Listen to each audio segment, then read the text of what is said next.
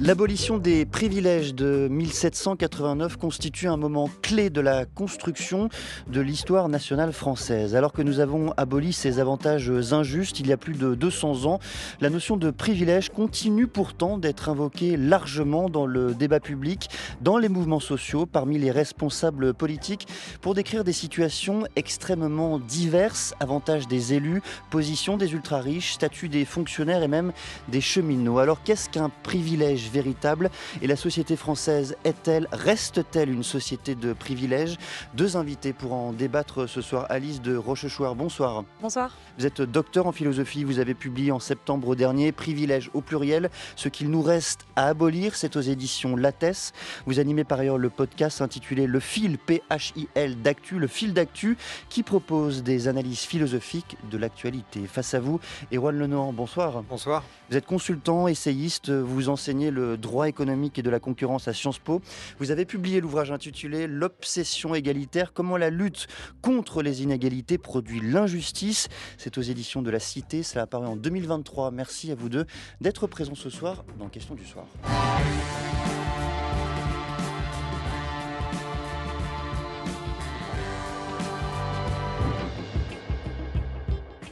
Qui sont les privilégiés, les vrais? Moi, je suis pour la suppression de toute forme de privilège. Et je trouve tout à fait normal que les premiers ministres donnent l'exemple. Avec les faibles revenus des uns, des autres, et tout qui augmente, c'est de plus en plus compliqué. Mais malgré tout, on est privilégiés parce qu'on a du travail. Les hommes politiques se sont taillés des privilèges sur mesure. Comme des costumes. Je pense qu'il est temps de faire l'abolition des privilèges. Mais il n'y a pas que les hommes politiques d'ailleurs. Les vrais assistés, ils sont en haut, c'est eux qui sont sur le pouvoir et je pense que c'est une question de privilège. Rappelons que la France se distingue pas seulement pour son nombre élevé de fonctionnaires, mais surtout par le statut de ces derniers qui sont ultra protégés. Ils disposent d'un emploi à vie, d'un temps de travail réduit, de nombreux congés, d'augmentation de salaire automatique non fondée sur le mérite et d'autres privilèges comme les logements sociaux. Et un jour ça va péter. Nous on veut la révolution de toute façon. On veut une 6e république, on veut la fin de tous les privilèges. Alors on l'a dit, Alice de Rochechouart, hein, officiellement les privilèges ont été abolis en France en 1789 durant la nuit du 4 août. Et pourtant, cette notion revient sur le devant de la scène dans le débat public. Elle est mobilisée pour nommer des choses extrêmement diverses. Comment est-ce que vous expliquez ce retour ? Alors, un retour ou un terme qui n'a finalement jamais disparu, c'est effectivement un terme qui hante perpétuellement notre imaginaire social et notre imaginaire surtout contestataire. Vous avez parlé des privilèges, on pourra y revenir, des cheminots et des fonctionnaires. Moi, je ne suis pas d'accord avec cette appellation, mais on aura le temps d'y revenir. En revanche, pendant les contestations, par exemple, des Gilets jaunes, c'est un terme qui a été beaucoup employé. Dans les cahiers de doléances, par exemple, c'était présent dans un peu moins de la moitié des cahiers. De même, là, pendant les contestations du 10 septembre, on entend réclamer l'abolition des privilèges. À mon avis, il faut se saisir de cette persistance du terme pour se dire que ça décrit effectivement quelque chose. À mon avis, ce qui s'est passé en 1789, c'est qu'on a effectivement aboli des privilèges juridiques, ceux de la noblesse et du clergé, mais on n'a pas véritablement bouleversé les structures sociales, en particulier les hiérarchies injustes, et c'est ça qu'on peut aujourd'hui appeler privilège. Qu'est-ce que vous appelez fondamentalement privilège, Alice de Rochechouart ? Qu'est-ce qui distingue, par exemple, un privilège d'un avantage ? Alors, je l'ai défini comme étant les avantages injustes dont bénéficient certains groupes sociaux au détriment des autres. Donc, il y a immédiatement une question de justice, et je pense qu'on va avoir l'occasion de discuter de quelle est la définition de la justice, parce qu'évidemment, tout le monde ne la définit pas de la même manière. Je ne vais peut-être pas anticiper sur On va faire réagir Erwan Lenoir. Comment est-ce que vous expliquez vous-même que cette notion-là, celle de privilège, soit largement, amplement mobilisée dans le débat public actuellement ? Parce que je pense que dans la notion de privilège, elle renvoie, vous l'avez dit, il y a un sens politique, historique très fort. Et il y a une dimension politique qu'à mon avis, on ne retrouve pas dans le terme d'inégalité et d'injustice. Moi, je distinguerais les trois. Vous avez les inégalités, que je définirais en une différence de situation. Une injustice, qui est l'idée que cette différence de situation n'est pas justifiée au regard, par exemple, du mérite. Et dans le privilège, je crois qu'on y ajoute à cette injustice cette idée de relation de pouvoir, probablement. Et en plus, je pense, une injustice qui est octroyée par une décision publique. Le privilège, découle d'une situation protégée juridiquement, souvent par la puissance publique. Vous êtes d'accord avec cette définition, Alice de Rochechouart? Alors oui et non, je suis totalement d'accord sur le fait que quand vous décrivez les privilèges comme étant un pouvoir qui s'exerce. Et ça, je suis totalement d'accord. Ce qui est un peu moins dans l'injustice, c'est un terme un peu plus flottant peut-être à mon avis. Les privilèges, effectivement, s'exercent. C'est-à-dire les personnes qui détiennent un certain nombre de privilèges vont les exercer sur autrui. Donc c'est bien un terme qui est dynamique en fait, qui n'est pas juste des structures sociales, mais qui décrit aussi la manière dont on intériorise ces avantages injustes et dont on les exerce sur autrui. En revanche, alors je sais que vous êtes spécialisé en droit, donc je comprends que vous fassiez référence à la dimension juridique. Je pense qu'aujourd'hui, cette dimension juridique, elle est trop restrictive pour définir les privilèges. Et en fait, ce qui s'est passé en 1789, c'est qu'il y a l'ABCIS qui a été le pourfendeur des privilèges, qui a écrit un essai sur les privilèges, qui était vraiment un best-seller, un pamphlet qui a tourné dans tout Paris en 1788. Et qui, lui, a modifié la définition du privilège pour ne plus en faire un terme uniquement juridique, comme c'était le cas jusqu'à présent dans l'Ancien Régime, mais pour en faire aussi un concept moral, c'est-à-dire un concept infamant. Et je pense qu'aujourd'hui, il faut se saisir vraiment de cette dimension, pas uniquement symbolique, mais voilà, ce sont des structures injustes qui ne sont pas uniquement, à mon avis, juridiques ou qui ne s'incarnent pas forcément dans le droit. Je suis Une d'accord. réaction, Erwan Lenon? Oui, je suis d'accord dans le fait que ce n'est pas uniquement juridique. Ce que je voulais dire par l'intervention de la puissance publique, c'est que je pense que le privilège, c'est une situation qui est protégée par l'État. Le privilège dans le marché, ça n'existe pas. Le marché, c'est la concurrence, c'est la mobilité. Alors ça a ses défauts, mais c'est un principe de concurrence et de mobilité, de fluidité.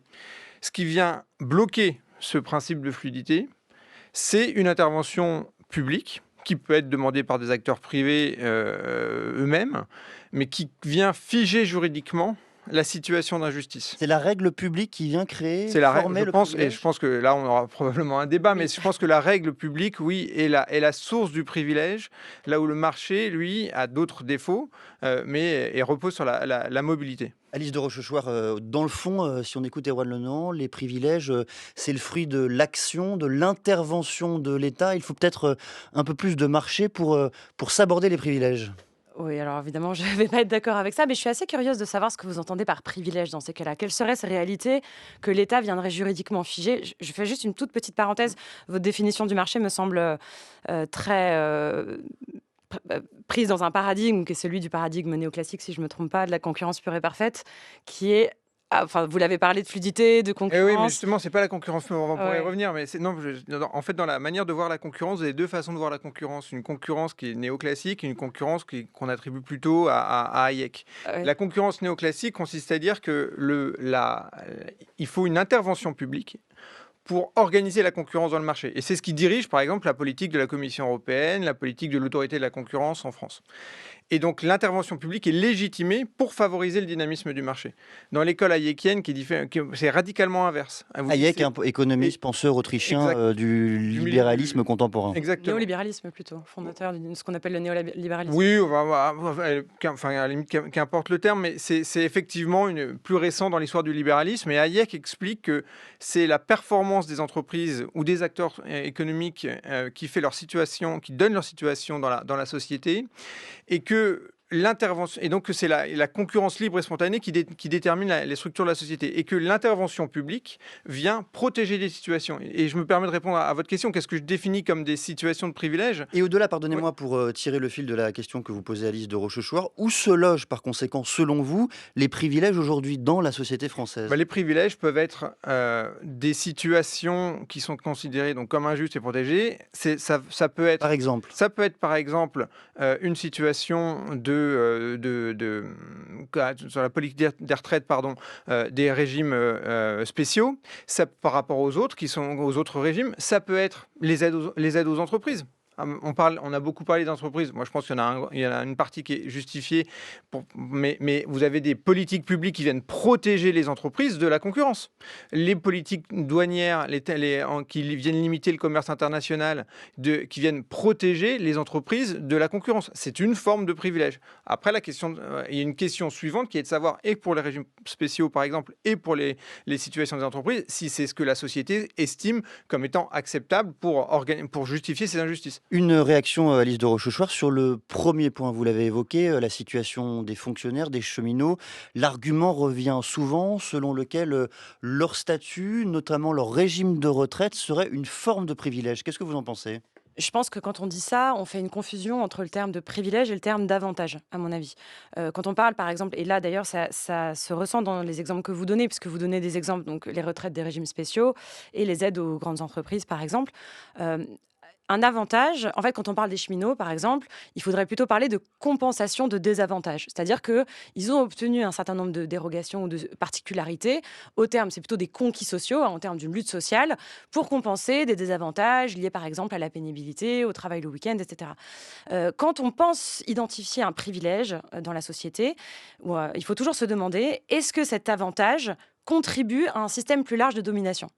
Quand on voit le cas des cheminots, on voit bien que ce ne sont pas aujourd'hui les cheminots qui dirigent la France, qui ont du pouvoir en France et qui sont, alors même si on entend souvent ces phrases de prise d'otage pendant les vacances de Noël, mais en réalité... Référence aux grèves, notamment Oui, voilà. des cheminots et de la SNCF. Voilà.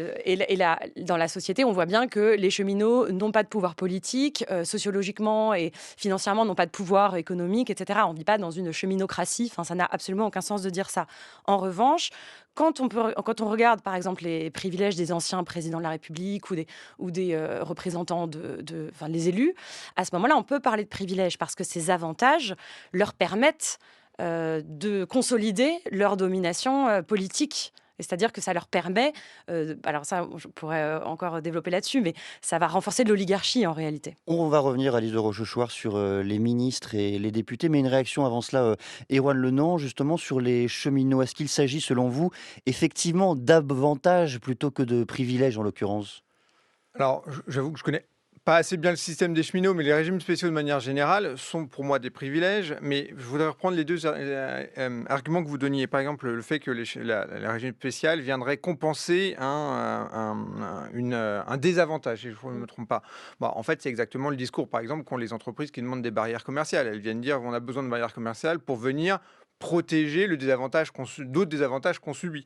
Ensuite, sur un discours de domination, le fait que ça sert à une politique de domination, je suis prêt éventuellement à vous suivre, pardon, mais les cheminots ou les régimes spéciaux de retraite, est-ce que c'est pas au fond un mécanisme de domination des boomers sur la nouvelle génération qui laisse aujourd'hui une dette domination énorme. Intergénérationnelle? Exactement. Je veux dire, on peut tout lire. J'ai l'impression qu'on peut relire aussi ces deux exemples en inversant la logique qui était présentée. Alice de Rochechouart. Alors, je ne suis pas totalement d'accord d'inverser la logique. Pour prendre l'exemple des régimes spéciaux de retraite, alors, les cheminots, pour répondre très brièvement, depuis que justement ces compensations de désavantages ont été supprimées il y a maintenant 5 ans, ils n'arrivent plus à recruter. Donc, c'est quand même bien que c'est ce qui permettait de rendre le métier supportable. En tout cas, voilà.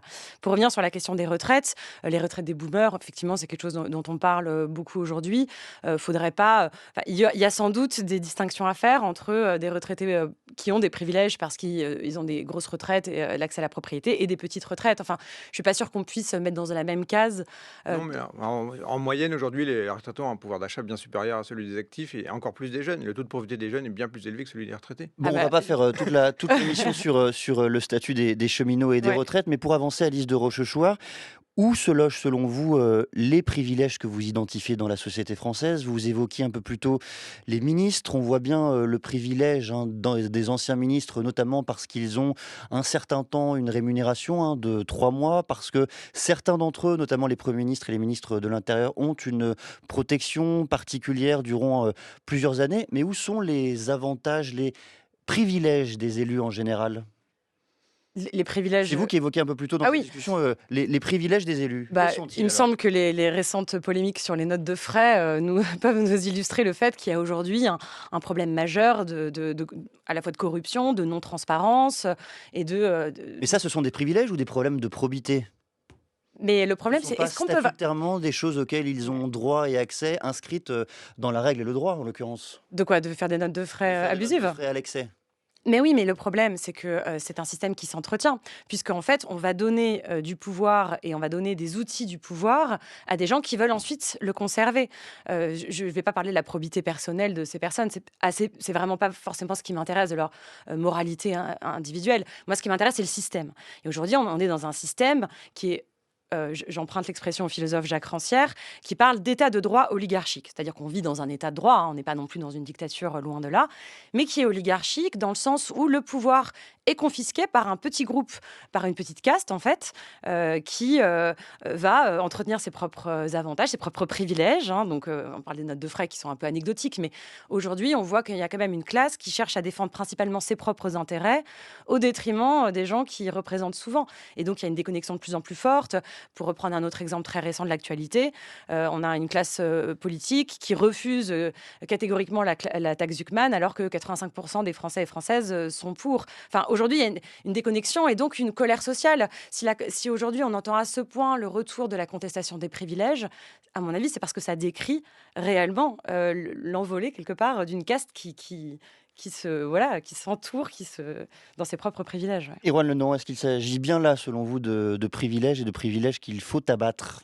Les protections, enfin les privilèges La des élus. situation décrite par Alice de Rochechouart, une espèce Ouais. d'endogamie entretenue, nourrie par les élites politiques et les privilèges qu'ils défendent. Oui, alors d'abord les privilèges des élus, oui, alors là clairement ce sont des privilèges qui ne sont pas justifiés. En tout cas, se garder des retraites plus avantageuses, des systèmes chauffeurs, etc. pour les ministres, enfin et certains d'entre eux, oui clairement, mais ça c'est parce qu'on est une société de cours. La France est une monarchie républicaine, c'est pas une nouvelle. On arrive à être d'accord. Mais absolument, moi je suis pour la séparation des pouvoirs, la décentralisation et évidemment dès lors l'État le plus réduit, parce que ces exemples que vous décrivez sont bien des exemples qui sont protégés aujourd'hui par l'État.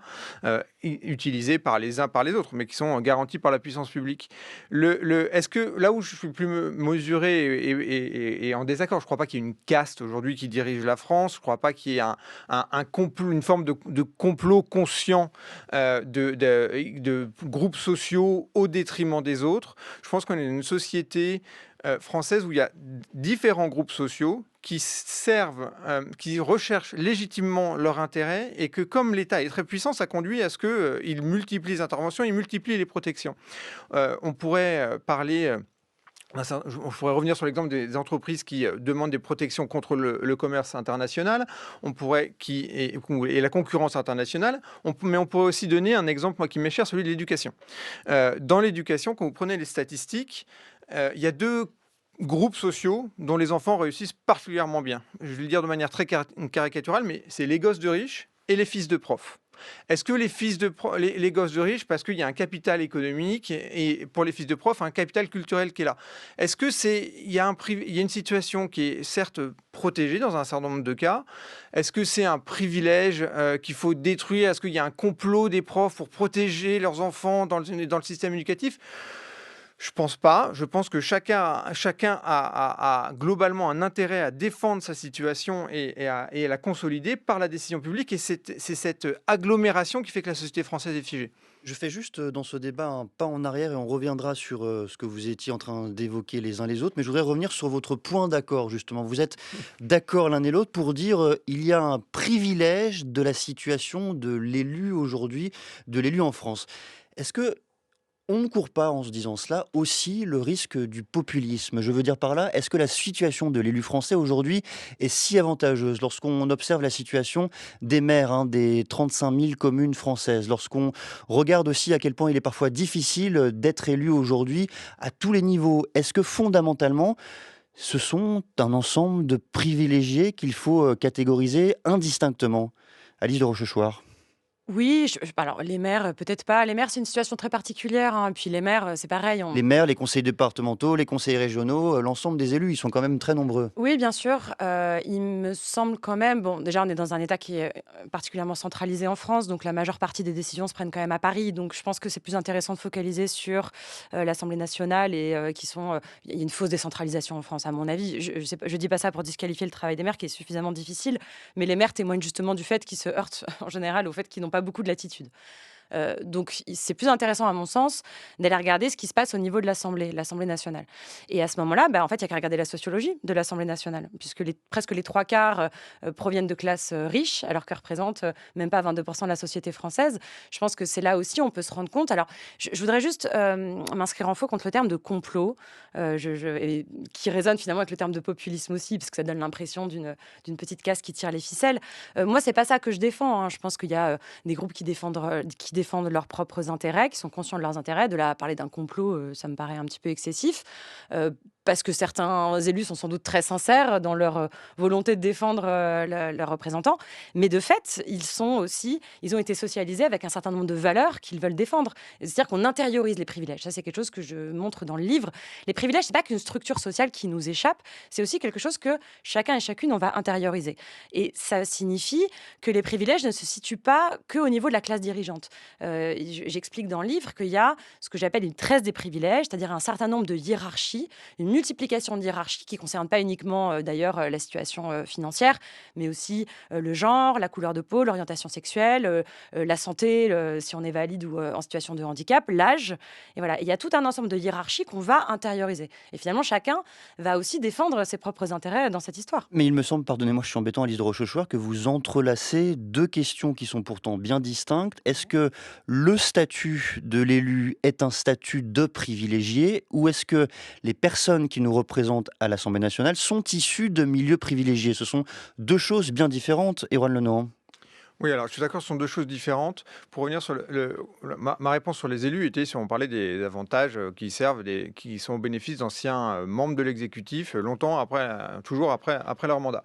Moi, je ne pense pas que les élus de manière générale, mais pas que les maires, hein, les conseillers municipaux, départementaux, régionaux, beaucoup de députés et groupés un grand nombre d'élus. Il se trouve qu'à titre personnel, j'ai eu une épouse qui a fait beaucoup de politique. C'est une privilégiée? Écoutez, c'est moi qui suis privilégié de l'avoir, bien sûr, mais non, c'est un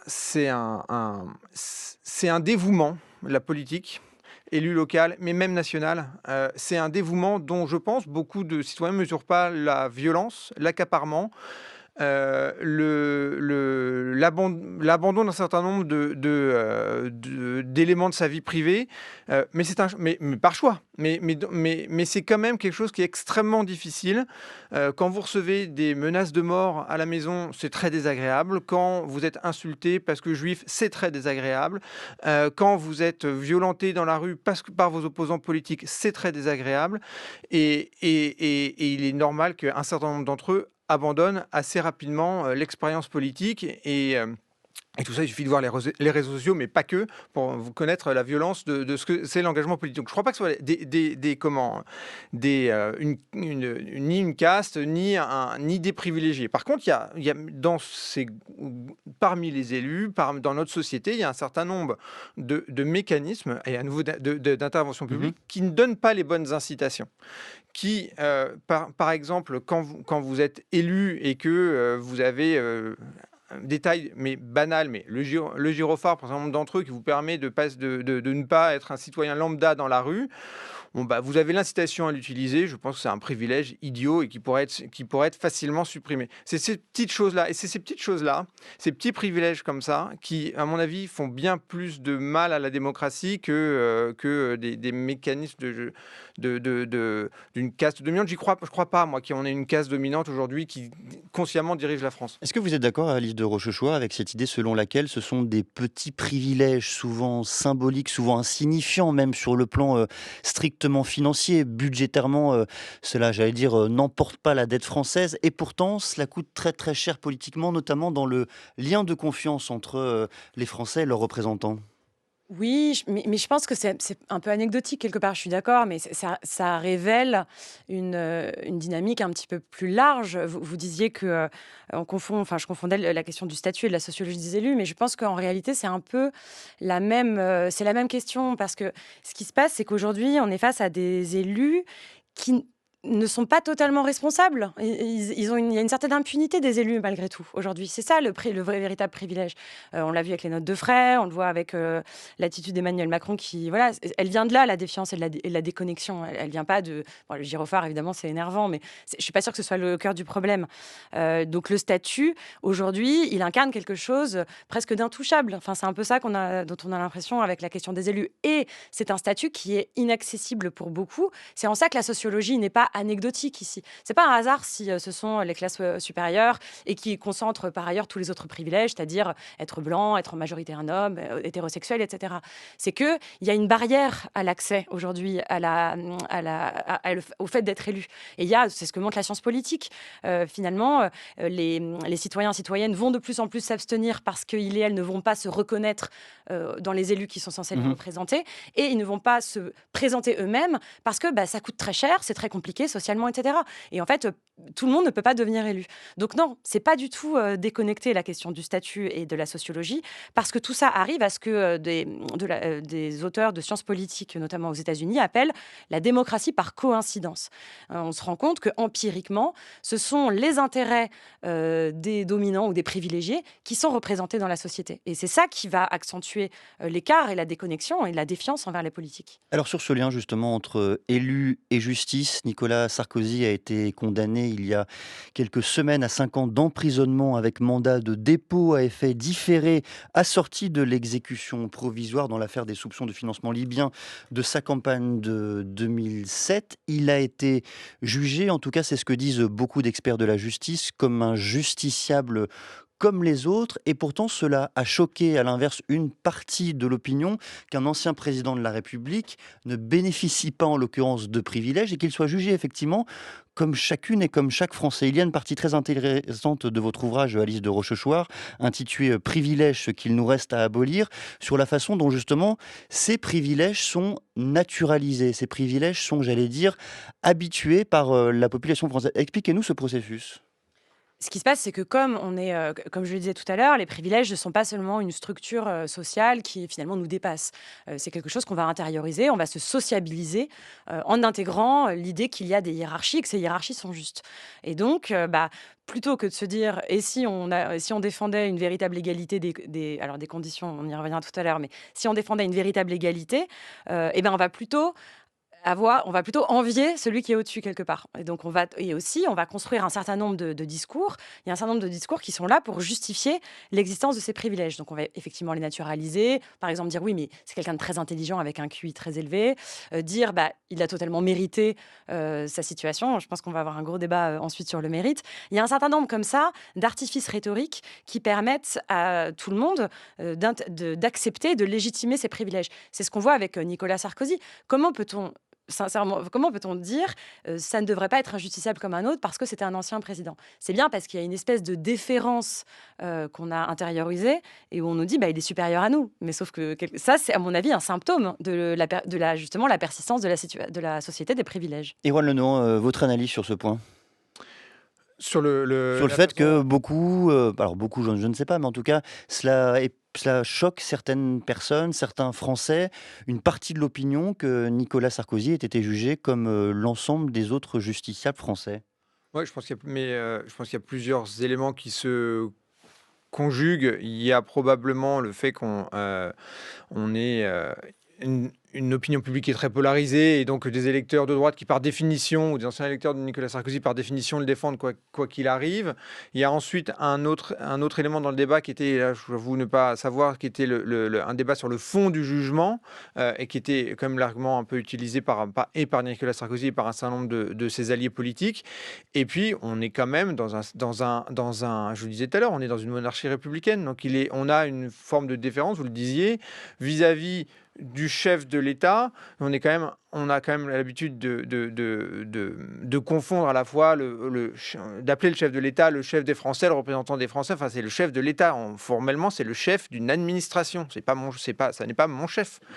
Et donc, il reste des persistances monarchiques, mais qui sont assez bien historiquement documentées dans l'histoire française et probablement d'ailleurs un peu plus à droite dans l'imaginaire politique. Oui, ça c'est évident. Quel lien faites-vous, Alice de Rochechouart, entre la notion de privilège et celle de méritocratie que vous pourfendez largement? Oh là, je ne sais pas combien de temps il nous reste. Le mérite ou la méritocratie est une des grandes armes rhétoriques pour, justement justifier les privilèges ou pour dire: «Non, ce ne sont pas des privilèges, ce sont des avantages mérités». C'est quelque chose qu'on entend extrêmement souvent. Si un tel a réussi, ce n'est Voilà. pas parce que, il est privilégié, c'est Ouais. parce qu'il le mérite. Il est intelligent ou il est fort, et cetera. Exactement. Et donc à partir du moment où on dit que c'est mérité, on annule immédiatement le terme de privilège. C'est pas un privilège. Bon. Donc c'est vraiment quelque chose de très fort aujourd'hui dans l'attirail idéologique. Sauf que en fait la méritocratie, il y a 2 points. Déjà d'une part, c'est totalement faux. 50 ans de sociologie nous montrent qu'il n'y a pas de méritocratie en France aujourd'hui. Mais à vrai dire, ça m'intéresse un peu moins cette partie-là. C'est une illusion. Bon, voilà. Ce qui m'intéresse davantage, c'est de montrer que c'est un principe qui est en réalité injuste, la méritocratie. Et je ne suis pas la seule à le montrer. Il y a toute une tradition de philosophie politique contemporaine qui s'intéresse à ça. Je pense par exemple à Michael Sandel, qui a écrit un livre qui s'appelle La tyrannie du mérite, ce qui est absolument remarquable. Un philosophe américain. Philosophe américain, oui. Et qui montre en fait que la méritocratie, dont, petite parenthèse, qui est au départ un terme inventé par un Anglais, un Britannique, Michael Young, et qui en fait écrit un roman dans lequel la méritocratie est une dystopie, parce que justement, tout le monde pense avoir mérité sa place et donc devient très méprisant envers ceux d'en dessous. Et ceux d'en dessous disent qu'ils ont mérité leur échec. Ce qui est intéressant, c'est que ce terme, qui était au départ un terme très péjoratif, a été ensuite réhabilité pour devenir une valeur défendue par une grande partie de la classe politique. Bon, ça on peut y réfléchir. Je reviens sur ce qui fait que le mérite est un principe injuste. Eh bien, tout simplement parce que déjà, on ne sait pas très bien quels sont les critères du mérite. Est-ce qu'on mérite parce qu'on on s'est comporté de manière morale ou parce qu'on a été efficace? Bon, déjà, on peut discuter de ça. Ensuite, parce que ça présuppose que la nature est une sorte de juge comptable où finalement les actions sont rétribuées de manière presque mécanique. Et ça, il suffit d'exister pour savoir que c'est évidemment faux. Troisième chose, et ça c'est important, ça implique que nous sommes responsables de tout. Et or, où s'arrêter? On n'est évidemment pas responsable du fait d'être né dans une famille aisée. On n'est pas responsable d'avoir un handicap ou non. On n'est pas responsable des accidents de la vie. Donc en fait, la méritocratie, et là je cite Michael Sandel, qui dit que le mérite n'est pas un remède à l'inégalité, mais sa justification. En fait, comme je le dis dans le livre, la méritocratie, c'est un opium du peuple, pour reprendre l'expression employée entre autres par Karl Marx, dans le sens où ça va donner l'illusion qu'on pourrait s'élever pour finalement maintenir le statu quo et faire accepter à tout le monde cette injustice. Votre point de vue, Erwan Lenon, est-ce que la méritocratie est un faux remède à l'inégalité? Non, la méritocratie, c'est un mythe. Mais c'est un mythe essentiel aux sociétés démocratiques. Il n'y en a pas d'autres qui permettent d'organiser librement et démocratiquement des sociétés. Un mythe que vous défendez? C'est un mythe, mais l'idéal démocratique repose sur un certain nombre de mythes qui sont très importants pour organiser la société. Et la méritocratie, elle émerge avec les révolutions françaises, américaines, elle se déploie. Sur une logique assez simple. Avant, votre sort, pour le dire très schématiquement, était lié à votre naissance, à ou à un élément divin. Votre destin ne vous appartenait pas. La société démocratique dit maintenant, ça repose sur chaque individu, parce que chaque individu tous les individus sont libres et égaux en droit. Ça veut dire que chacun doit pouvoir se déployer et déployer son talent, sa façon d'être. Est-ce que c'est systématiquement vrai? Non. Est-ce qu'il y a des situations qui sont plus difficiles que d'autres? Évidemment. Est-ce que ça fait peser sur les individus une responsabilité qui est lourde? Parce qu'effectivement, vous le disiez, la contrepartie de la méritocratie, c'est que si vous devez à vous-même votre réussite, vous devez aussi en partie à vous-même votre échec. Et c'est socialement évidemment compliqué. Mais il n'y a pas d'autre alternative dans des sociétés démocratiques qui ait fonctionné. Mais est-ce que l'argument que vous développiez un peu plus tôt, Erwan Lenon, et notamment, vous le disiez caricaturalement à dessein, ceux qui réussissent aujourd'hui à l'école, ce sont et les profs, et les fils de profs, et les fils de riches. Est-ce que cette idée-là ne contrevient pas absolument à l'idée méritocratique? Non, parce que ça n'invalide pas la méritocratie, ça invalide le fonctionnement du système scolaire. Qu'est-ce qui fait qu'aujourd'hui, un certain nombre d'enfants défavorisés ne réussissent pas? Et je trouve que j'ai eu des associations qui accompagnaient des lycéens de ZEP. Il y a plein d'enfants très doués dans ces établissements, il y a plein d'enfants qui ont envie de réussir, mais il faut la carte scolaire, cantonne dans des quartiers où personne n'a envie d'aller, y compris les enseignants n'envoient pas leurs propres enfants.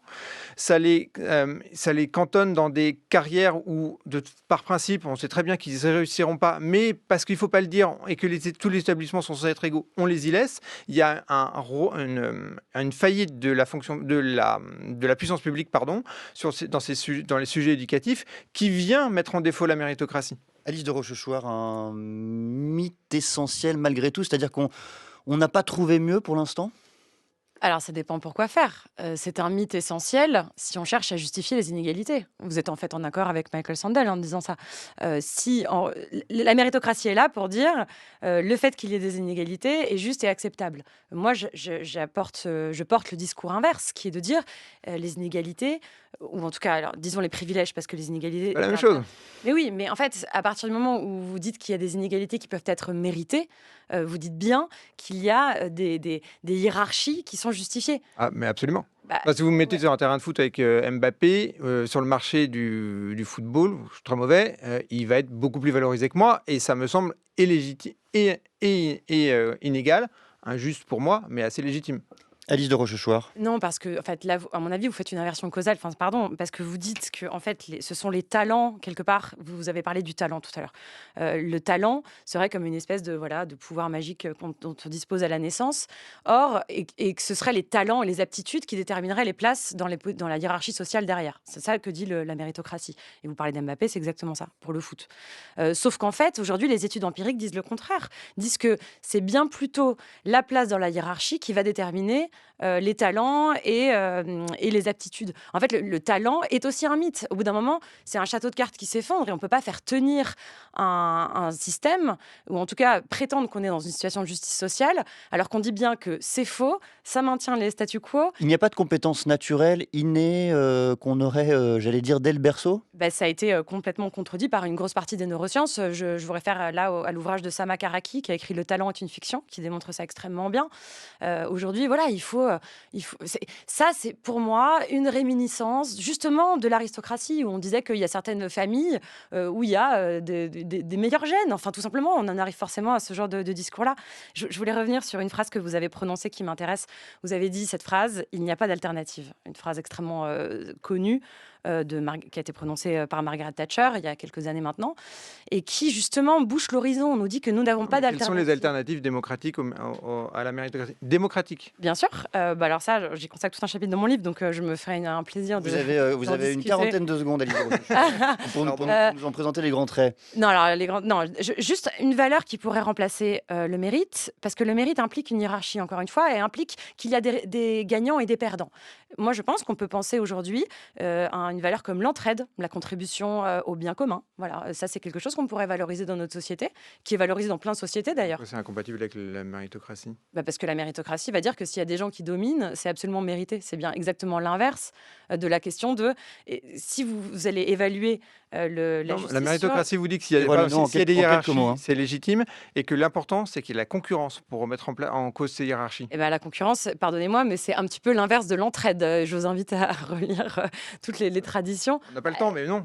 Bien sûr que si. On vous a mis... c'est coopération. Moi, je vous parle de coopération, vous me parlez de concurrence. Mais je pense qu'on est dans des paradigmes totalement irréconciliables. Le problème aussi, c'est que si on veut vraiment tirer jusqu'au but... Pardon, il faut que je m'arrête. Non, c'est bon. Mais je voudrais m'arrêter. J'ai plein de pistes dans le livre, mais sur l'entraide et la coopération, qui sont des grandes théories qui sont aujourd'hui beaucoup revalorisées, qui me paraissent bien plus enthousiasmantes que la compétition, la concurrence et la méritocratie. Pour se plonger donc dans deux paradigmes bien différents, on l'aura compris, je recommande la lecture de vos deux ouvrages, Privilèges au pluriel, ce qu'il nous reste à abolir, c'est signé Alice de Rochechouart, et L'obsession égalitaire, comment la lutte contre les inégalités produit l'injustice, c'est signé Erwan Lenoir. Merci à vous deux d'avoir débattu ce soir dans Question du soir, et merci à celles et ceux qui ont préparé cette émission, Juliette Moëlic, Stéphanie Villeneuve, Diane de Vancey, Antoine Héral.